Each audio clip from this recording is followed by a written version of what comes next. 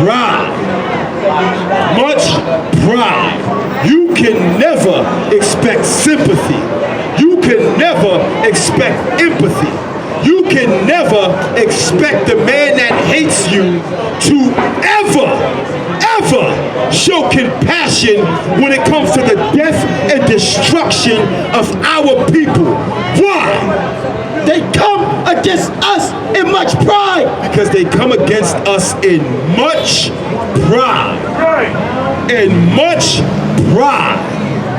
He wants to be uplifted for the murder of that brother in that train station. He wants to be remembered. He wants to be commemorated. He wants to be viewed as a hero, someone who stood up for himself. He wants to be viewed as someone who's not taking it anymore, who refuses to be approached by the riffraff of society, blacks, Hispanics, and Native American Indians on the subway. It's not enough that they kill us. They come against us in what? Much pride. In much pride. You bet not ever expect a man that hates you to show you compassion. You bet not ever misconstrue some goddamn food stamps as an act of compassion. You bet not ever misconstrue any of the so-called gifts you receive from your oppressor, your labor, that raise they gave you. You bet not ever misconstrue any of that as him having compassion on you or your people. They come against us, black man. They come against us, Hispanic man. And when they do so how? They come against us in much pride. They are some prideful bastards. Keep going. And iniquity to destroy us. And what? And iniquity to destroy us. They use nothing but sin. They use nothing but theft. They use nothing but murder. They use nothing but torture and terrorism and lies. They stole every goddamn thing they got. Right. You look at the white man as if he's some goddamn genius. We invented everything in this goddamn country. Right. You look at the white man as if he's the greatest goddamn thing. He's a goddamn thief. Right. He's a liar. Right. He's a murderer. Right. The white man is the goddamn devil the Bible speaks of. That's right. And the Bible says he's a murderer from the beginning. Right. Keep going. And destroy us and our wives and our children. Destroy us, our wives, and our children. Who did it? You tell me right now, if you're black, Hispanic, or Native American Indians, what group of people destroyed us, our wives, and our children? What group of people set out to destroy our family structure? To lock up every well-able-bodied black man he could get his hands on and leave our neighborhoods desolate of masculinity, to leave our children fatherless, our wives husbandless. Who did it? It was our oppressor. Keep going. And children, and to spoil us. But we fight for our lives. Say it again. But we fight for our lives. Say it again. But we fight for our lives. Jordan Neely on the train. Say it again. But we fight for our lives. Every black, Hispanic, or Native American Indian who's pulled over by the cops. Say it again. But we fight for our lives. Every black man who's denied that business loan. Say it again. But we fight for our lives. Every black man who's locked up and can never get out to his family. Say it again. But we fight for our lives. Every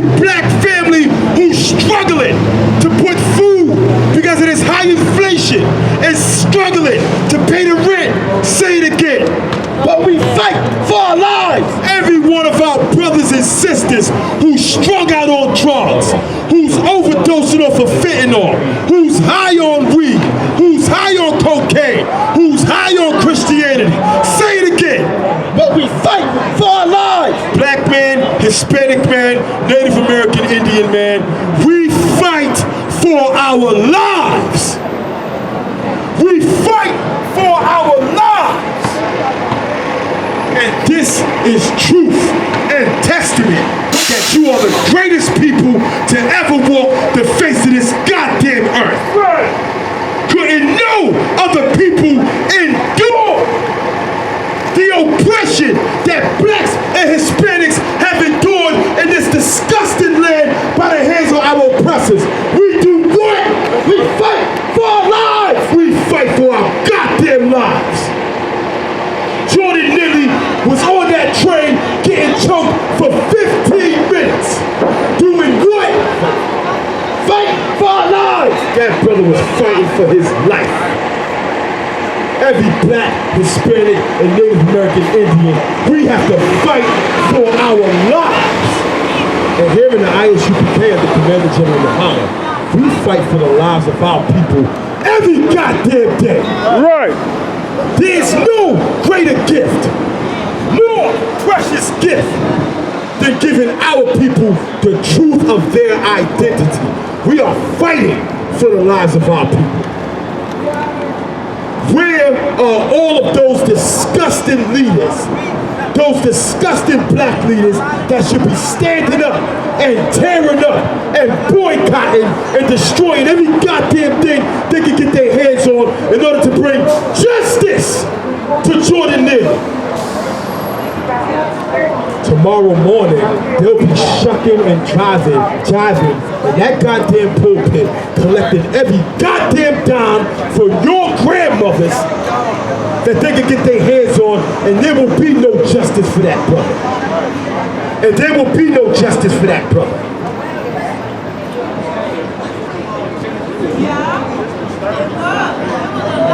That disgusting devil that choked Jordan Lilly out was a goddamn Marine trained by the United States Army.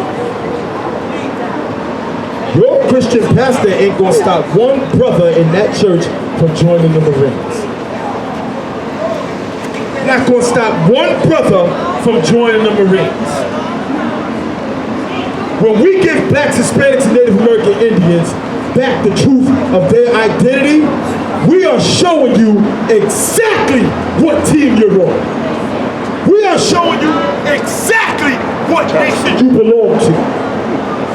We are showing you exactly who you should stand up for and fight for. Some of us might be a little confused. We should all have the utmost compassion on that brother who got choked for 15 minutes on that train. Right. We should all take a look at that video and be reminded that our enemies are among us at all times. Give me that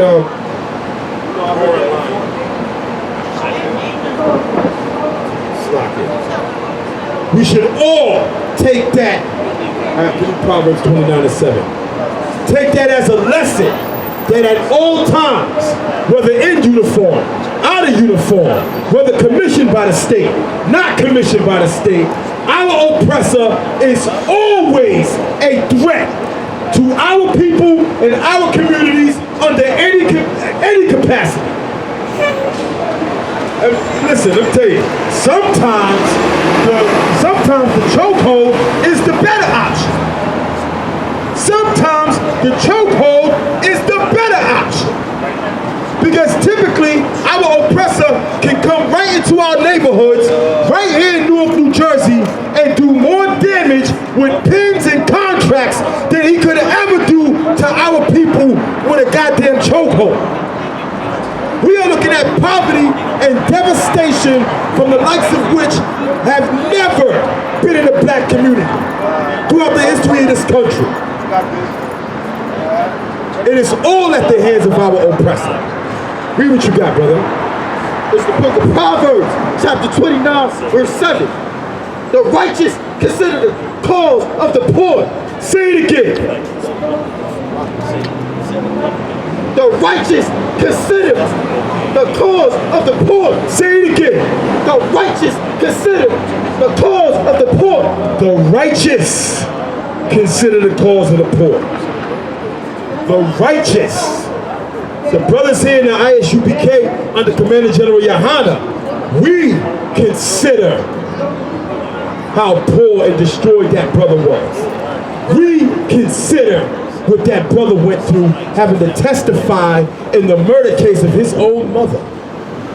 We have to consider the mental anguish and the poverty and the destruction that the gentrification of New York City have left our people in.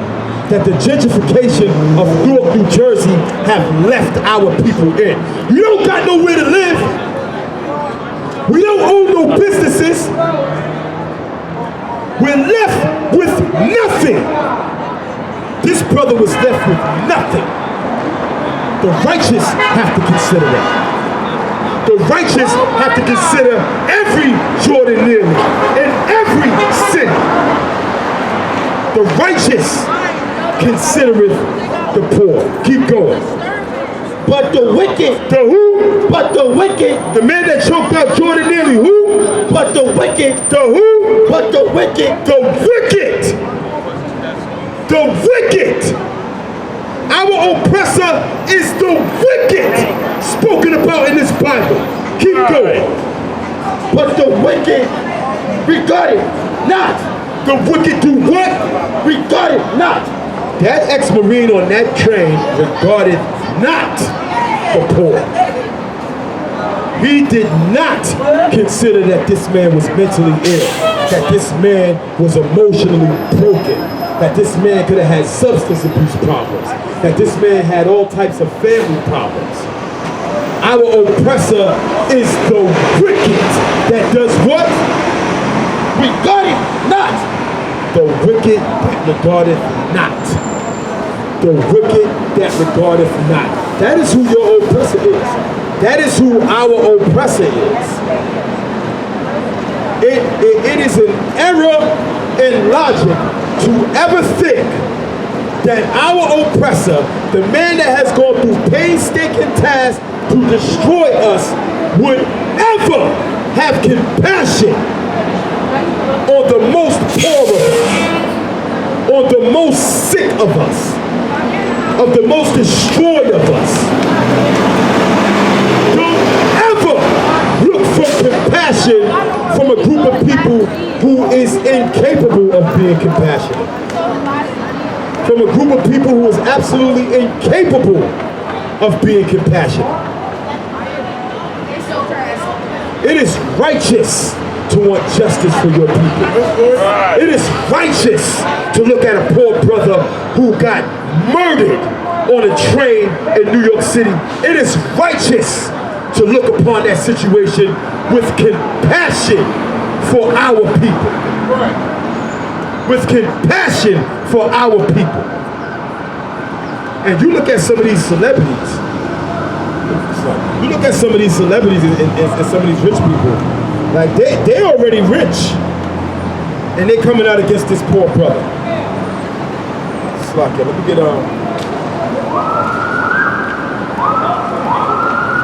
get Proverbs 29 and 2.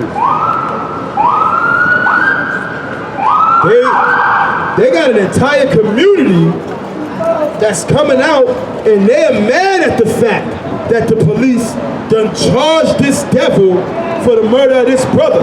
They are upset about this. Even though it goes along with their law of the land, they are upset about this. Right. Keep going. Oh, Slacky, read what you got. It's the book of Proverbs, chapter 29, verse 2. When the righteous are in authority, Say it again. when the righteous are in authority, Say it again. when the righteous are in authority, When the righteous are in authority, when the righteous are in authority, When God's chosen people under Christ are in authority, keep going. The people rejoice. The people will rejoice. There wouldn't be any uproar about this Jordan Neely situation if the righteous were in authority. Because what? When the righteous are in authority, when the righteous are in authority, the people rejoice. When the righteous are in authority, the people rejoice. The people rejoice. Keep going. But when the wicked, The who? but when the wicked, The who? but when the wicked But when the wicked, keep going. bear rule, the people mourn. When the wicked bear rule, the people mourn. And that is the situation in which we live in today. The wicked bear rule.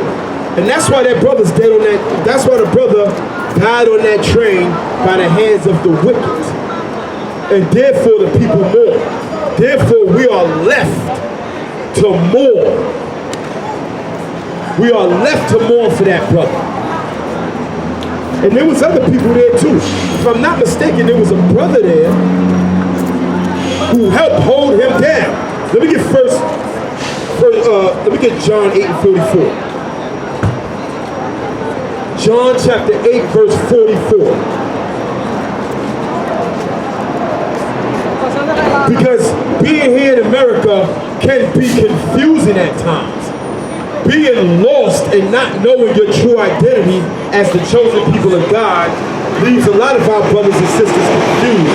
It's only when you come into the Israelite School of Universal Practical Knowledge under Commander General Yohana that you begin to get a clear understanding of who your nation is, who your people are, what team you belong on, and the fact that you're God's chosen people. Otherwise, being here in America may leave brothers and sisters a little confused. And so if that was a brother who helped hold down Jordan Neely while that disgusting devil applied that chokehold, that brother's destroyed. That brother is confused.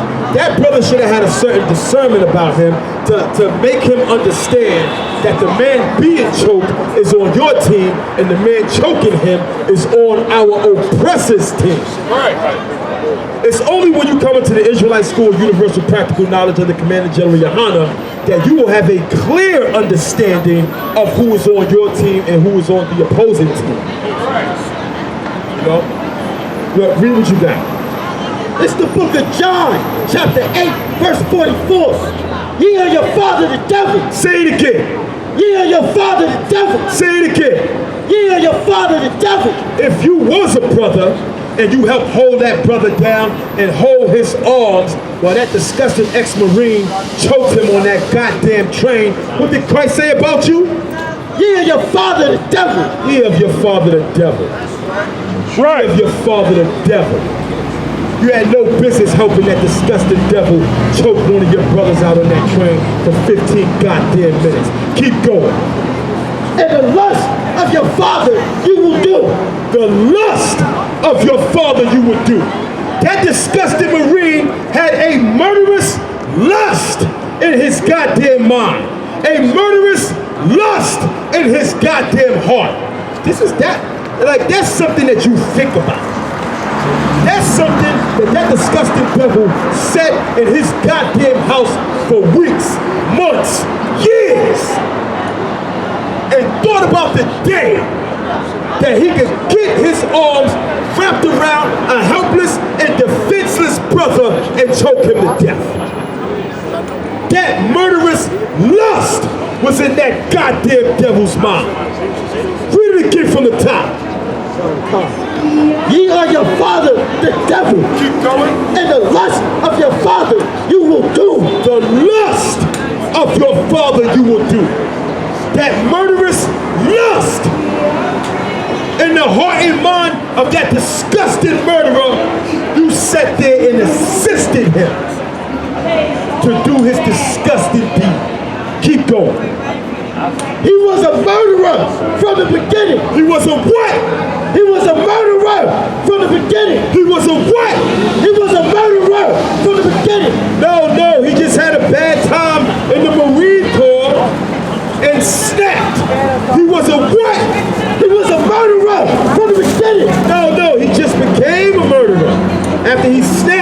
That's what caused him to be a murderer. Say it again. He was a murderer from the beginning. No. They started out as good people. There's always one bad apple in the bunch. Say it again. He was a murderer from the beginning. Our oppressor is a goddamn murderer. Right. A goddamn murderer. And he's been a murderer since when? From the beginning. From the goddamn beginning. He's never not been a murderer. Our oppressor has never not been a murderer. He is a murderer from the beginning. Every disgusting oppressor walking around out here right now should be stopped and frisked. Right. They should be stopped and frisked. That oppressor should have been stopped and frisked and detained in the train station before he even got on the train to choke Jordan there. White men should be profiled. They're dangerous. The Bible said he was a what? He was a murderer from the beginning. Stop and frisk. Pull them all over and stop and frisk. They're all murderers. They all need to be locked up. When you see him on the train, sister, when you see him on the train, clutch your purse. They're all murderers. They're all goddamn thieves. He was a what? Murderer from the beginning. Stop and frisk. Profiler. The police should be riding around getting the name and number of every white former Marine and profiling them. They're dangerous. They need to be stopped and frisked, locked up. He should have been on parole. Ain't that what they say? He should have been on parole.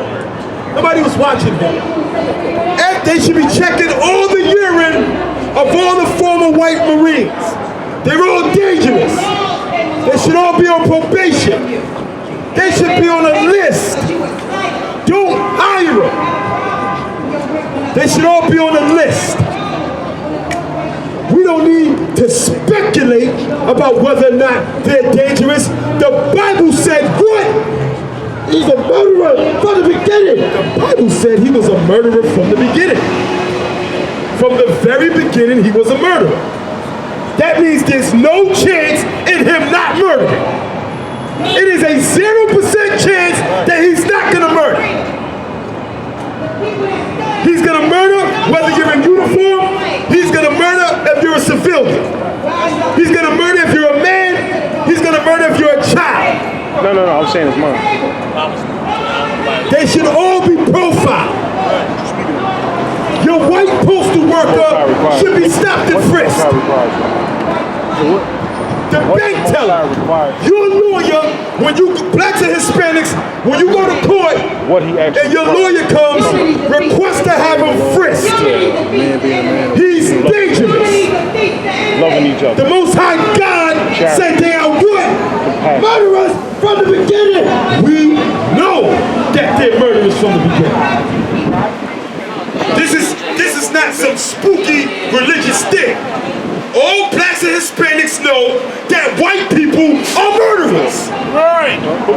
We know that. We knew it from the beginning. The Bible tells us what? He was a murderer from the beginning. Right. There's no chance of him ever being friends. He's a murderer from the beginning. We should treat him as such. We should be profiling him. The very moment that disgusting Marine got into the train station, all the black men around should have been like, whoa. Everybody watch him. We don't know who he is. We don't know where he's coming from. We don't know where he's going. But we do know that he is an oppressor. He is dangerous. And we know that the Bible said what? He's a murderer from the beginning. The Bible said he was a murderer from the beginning. There's nothing else to talk about. We should all be on point. What happened to Jordan Neely should never happen. Right. Because the priests and the prophets are telling you that the white man is what? a murderer from the beginning. He's a goddamn murderer. I'm Priest Officer Harya Allah of the Israelite School of Universal Practical Knowledge under Commander General Yohanan. We started out at 1 West 125th Street, Harlem, New York. And since 1969, we've taught our people, blacks, Hispanics, and Native American Indians, that you are God's chosen people. You are the Israelites and the chosen people of God. Right. Shalom.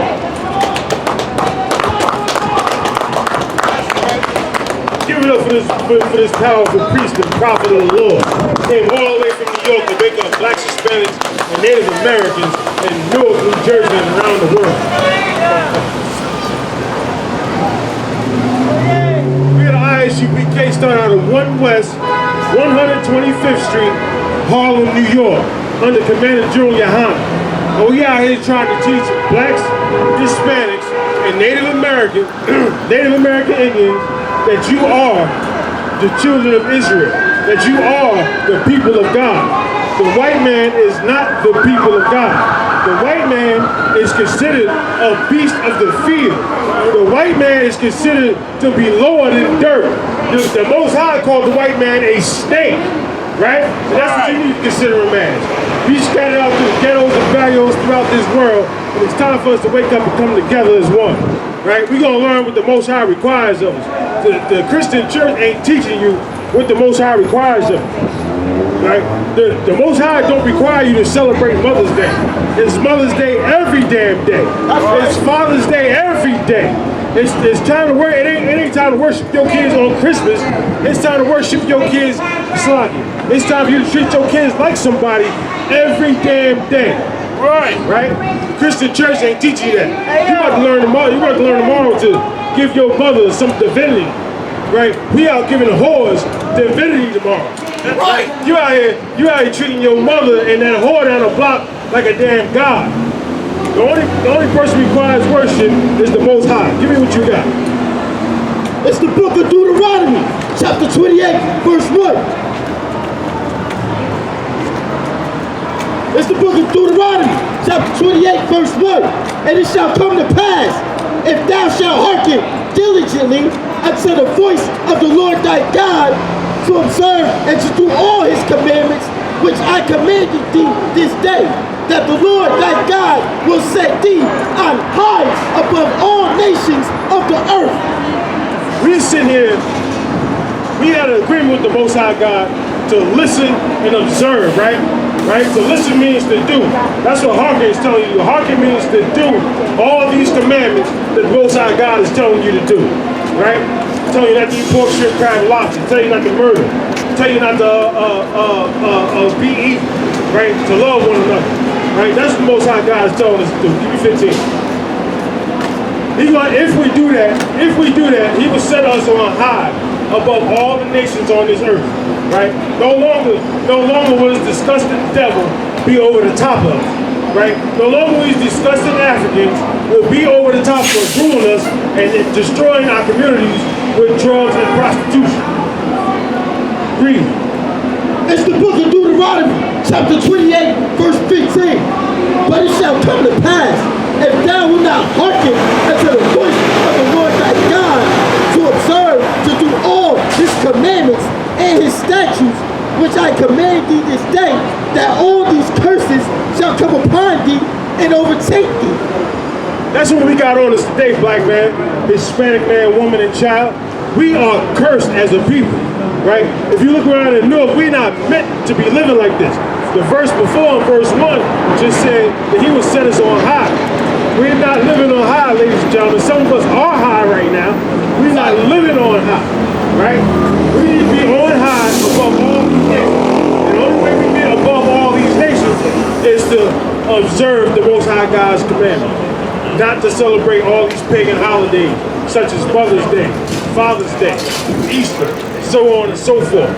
The Christian church don't teach you to observe none of the holidays, none of the holy days that's in the Bible. Passover is the celebration of your freedom. Passover is the celebration of the murder of Africans. Christ celebrated the murder of Africans the week before he died. Right? It ain't my words, it's in the Bible. We read Christ's death. He was in Jerusalem celebrating Passover. That is a murder of Egyptians. Right? Read. 15 again. But it shall come to pass, if thou wilt not hearken unto the voice of the Lord thy God. That's the problem with blacks, Hispanics, Native Americans. That's the problem with us. We don't want to listen to God. The minute you bring up the Bible to somebody, everybody swear they're holy. Everybody swear they love and know God. But as soon as you start talking about the Bible, the person you talk to got to go all of a sudden. Right? What the scripture say? The wicked flee. The wicked flee with no man pursue. Right? All of a sudden you got to get up and go. You got to go somewhere when somebody start bringing out these scriptures. All of a sudden y'all hate us because we bringing out these scriptures. Give me Matthew 22 and 37. Right? Y'all hate us. Right now y'all can't stand us because we telling you what God wants you to do. Right? But you say God loves you. God knows your heart. God, you love God. But yet you don't want to keep none of God's commandments. You don't want to eat what God tells you you should eat. It's like you don't want to not eat what God tells you not to eat. Right? You don't want to do none of that. The only thing you want to do, the only thing we want to do is follow our lust. Right? Our lust is to destroy and to pollute our community, and we have to stop doing it. And the only way we're going to stop doing that is by this right here, this God's word. Read. It's the book of Matthew, chapter 22, verse 37. And Jesus said unto him, thou shalt love the Lord thy God with all thy heart, and with all thy soul, and with all thy mind. This is the first and great commandment. What book are we reading out of? Matthew 22 and 37. Is that the New Testament? It's the New Testament. Now come. Matthew chapter 22 verse 37. Jesus said unto him, that thou shalt love the Lord thy God with all thy heart, and with all thy soul, and with all thy mind. This is the first and great commandment. It's the what? It's the last commandment in the New Testament. It's the first and great commandment. It's the first and great commandment. The first and great commandment comes out of the Old Testament. Right? The Christian church teaches that you ain't got to listen to the Old Testament. The laws is done away with. We read in the New Testament that the first and greatest commandment is to love the Most High God with all thy heart, all thy soul, and all thy mind. Right? That's with everything you got. You ought to love the Lord. How do you love the Lord? Y'all think you just do it just by bowing down in church with your butt in the air, with some homosexual behind you. That's not how you love the Lord. You love the Lord. You love the Lord by keeping his laws, statutes, and commandments. That's how you love the Lord. That's how you show him you love him. Right? You can't love the Lord